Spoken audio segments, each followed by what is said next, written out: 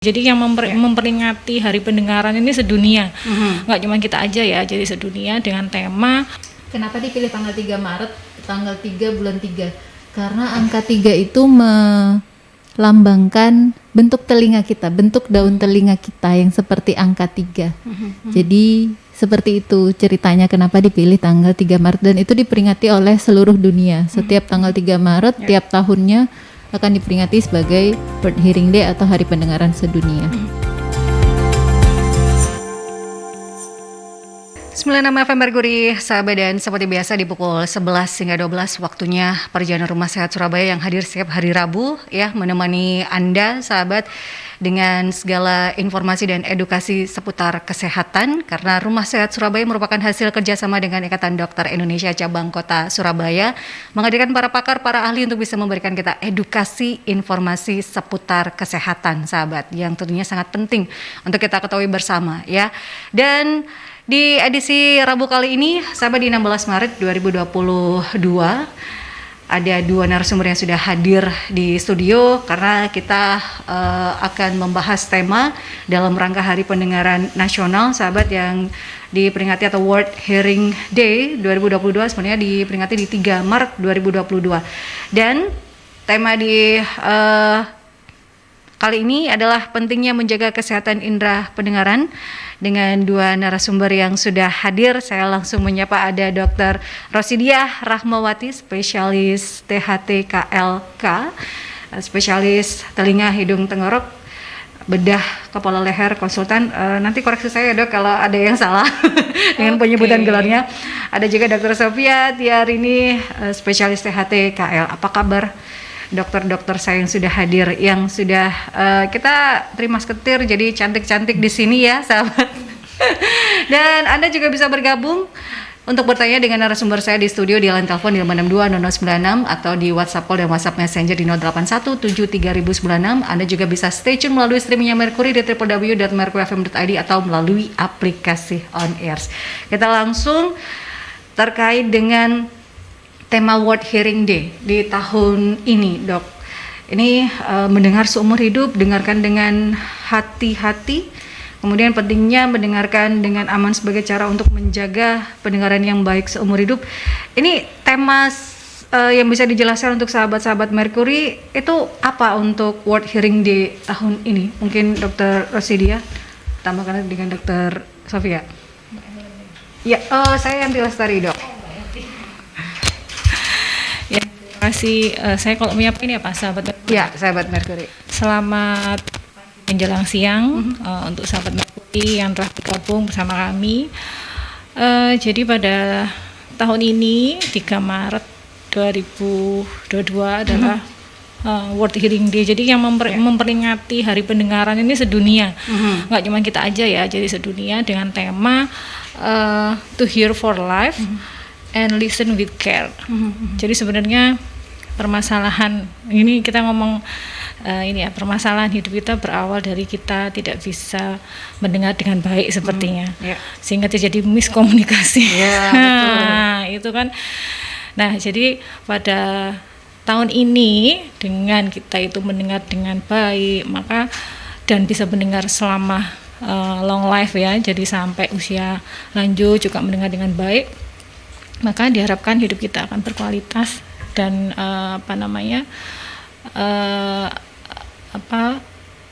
hidup ini akan menjadi bermanfaat juga untuk orang lain gitu.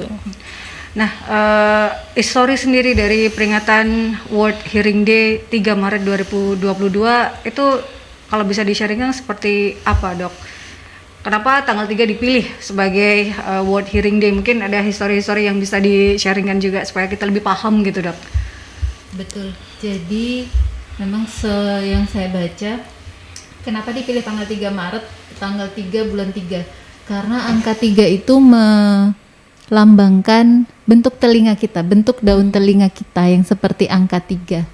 Jadi seperti itu ceritanya kenapa dipilih tanggal 3 Maret, dan itu diperingati oleh seluruh dunia. Setiap tanggal 3 Maret, tiap tahunnya akan diperingati sebagai World Hearing Day atau Hari Pendengaran Sedunia. Dengan tema yang berbeda-beda setiap tahunnya. Kebetulan tahun ini yaitu mendengar seumur hidup, mendengar dengan hati-hati. Nah, ini apa juga yang menjadi concern dari WHO di tahun 2022 ini yang kita masih di situasi pandemi terhadap kesehatan pendengaran terutamanya, Dok? Betul Mbak Yanti. Jadi temanya itu tiap tahun berbeda-beda. Tahun ini kan yang mendengar seumur hidup dengarkan dengan hati-hati. Nah, concernnya tahun ini itu lebih pada gangguan pendengaran akibat bising. Apalagi kita kan di zaman pandemi ini. Ya. Kalau zaman dulu sebelum pandemi, memang yang lebih beresiko pada gangguan pendengaran akibat bising ini lebih ke pekerja, pekerja yang terpapar bising. Tapi saat ini tidak hanya pekerja, tidak hanya usia dewasa dan usia produktif, tetapi anak dan remaja juga bisa terdampak karena kan dengan pandemi kita work from home, school from home, sering kita pakai headset, headphone seperti itu, mendengarkan secara terus-menerus dengan perangkat seperti itu. Nah, kalau bicara tentang gangguan pendengaran, apakah ini kan biasanya kebanyakan adalah akibat lifestyle yang berhubungan dengan digital gitu ya, dengan perkembangan teknologi. Apakah gangguan pendengaran ini juga bisa terjadi karena genetik atau memang bawaan dari lahir? Seperti apa itu, Dok, kalau kita bicara tentang gangguan pendengaran? Ya, kalau kita ngomong gangguan pendengaran, kita awal dulu ya ke arah bagaimana sih kita bisa mendengar. Ya. Nah, kalau kita bisa mendengar, tentu mulai dari telinga yang bagian luar, jadi daun telinga, kemudian liang telinga, kemudian gendang telinga, telinga tengah, dan telinga yang dalam. Jadi setiap ada kelainan di situ akan menyebabkan gangguan pendengaran. Tetapi dari WHO kita ada dan juga PGPKT itu program nasional kita ada beberapa penyakit yang kita concern karena dia sebagai penyumbang gangguan pendengaran yang paling banyak. Yang pertama adalah tuli kongenital. Jadi kelainan yang disebabkan dari sejak dia dalam kandungan atau sehingga dia saat lahir sudah tuli. Kemudian yang kedua adalah penyakit akibat infeksi entah itu dari telinga yang luar, telinga yang tengah, atau telinga dalam. Yang paling banyak sih telinga tengah ya kalau kejadiannya di Indonesia. Kemudian ada kotoran telinga. Kemudian ada penyakit akibat bising yang tadi disebutkan Dr. Sofia tadi. Kemudian ada penyakit karena usia. Itu. Jadi kemudian ada juga karena penggunaan obat-obatan yang tidak sesuai anjuran dokter sehingga dia mengganggu saraf pendengaran. Jadi itu yang 5 hal yang paling mayor sebagai penyebab dari gangguan pendengaran. Masih banyak yang lain sih sebenarnya. Tapi kita concern pada 5 hal tersebut dulu karena kasusnya yang paling banyak itu. Nah, itu kasus yang paling banyak di Indonesia kah atau di seluruh dunia itu juga terjadi, Dok? Seluruh dunia juga. Nah, gangguan pendengaran ini kan beragam. Tadi dokter mengatakan ada 5 yang concernnya. Dan apakah gangguan-gangguan pendengaran itu bisa misalnya dikategorikan ini yang bisa sembuh total, ini yang tidak bisa disembuhkan, atau ini yang bisa dengan alat bantu. Seperti apa saja, Dok, sakit-sakit yang bisa dikategorikan dalam hal-hal tersebut? Ya, jadi memang gangguan pendengaran itu berdasarkan tadi penyebabnya. Kalau dari yang pertama tadi tuli kongenital atau dari lahir itu memang tidak bisa diobati. Jadi nanti dengan alat bantu dengar atau yang teknologi terbaru bisa dengan pemasangan implan koklea. Kemudian yang kedua, kalau gangguan pendengarannya akibat sumbatan dari kotoran telinga itu ya bisa diobati. Jadi setelah dibersihkan dengan tepat tentunya, setelah kotorannya sudah tidak ada di liang telinga, nanti pendengaran juga akan kembali normal seperti semula. Untuk infeksi juga dia bisa diobati. Jadi gangguan pendengaran yang sifatnya konduksi atau terjadi gangguan pada konduksi suara itu sebagian besar bisa diobati.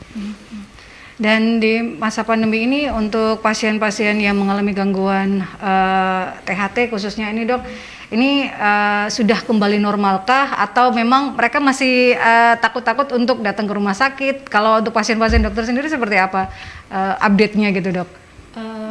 awal kemarin sebelum Omikron sih sudah mulai membaik ya. Kunjungan sudah, kalau di kami kan tugasnya di RSUD Dr. Sutomo.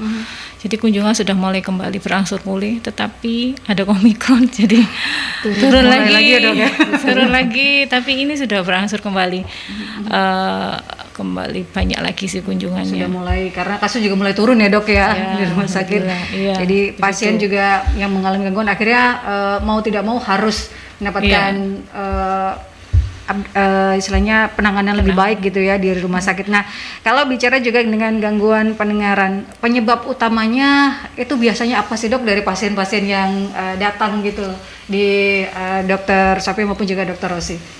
Ya, jadi bermacam-macam. Biasanya kita bisa kategorikan sesuai usia. Kalau pada usia anak-anak remaja itu lebih sering karena infeksi.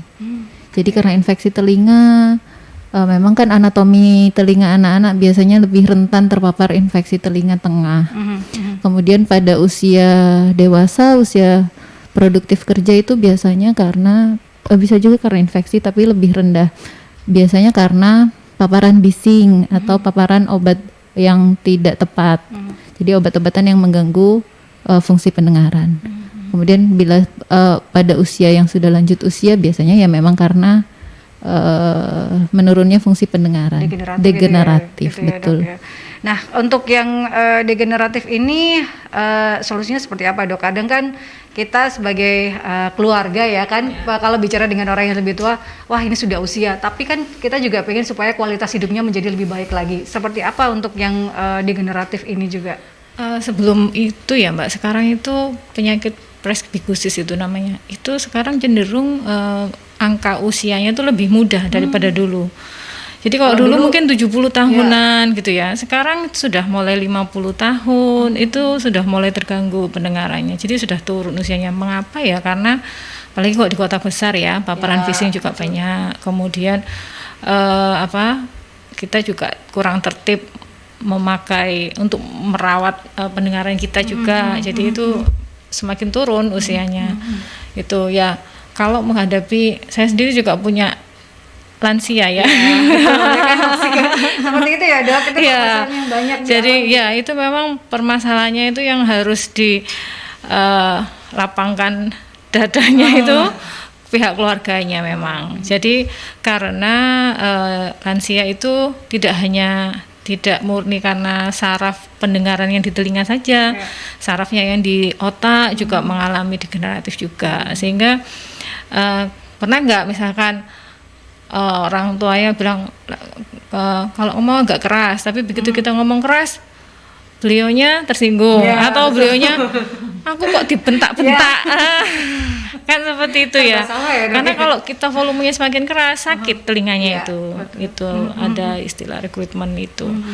Jadi ya rehabilitasi pada yang lansia harus tes pendengaran dulu, kemudian nanti kalau memang butuh alat bantu nanti di fitting, disesuaikan supaya beliaunya nyaman, karena juga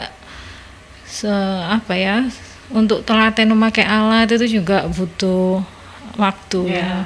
Membiasakan gitu juga ya, Dok, ya dari beda dengan kacamata ya. Kalau kacamata kan beli terus dipakai paling berapa hari gitu sudah enak kan. Kalau alat bantu kan masangnya gimana, ini memang agak lebih ribet.